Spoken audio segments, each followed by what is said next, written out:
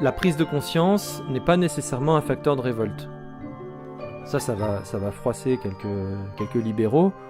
Celui-là, je pense que c'est un paragraphe qui va plaire à Cyril Dion et un petit peu tous les obsédés de la prise de conscience aux effets miracles.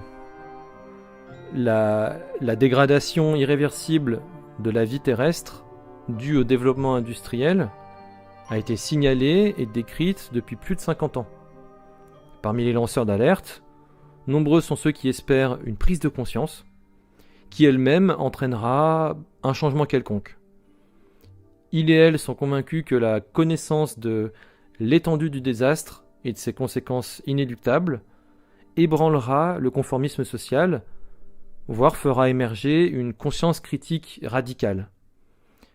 Et malheureusement, ce qu'on observe au contraire, c'est que la connaissance toujours plus précise de cette détérioration participe surtout à l'adaptation à des conditions de vie toujours plus détériorées.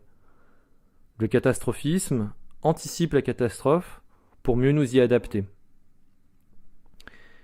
Si les masses savaient, elles se révolteraient, est donc un postulat faux. L'histoire moderne illustre au contraire, chez les dites masses, une assez constante détermination à ne pas se révolter en dépit de ce qu'elles savaient.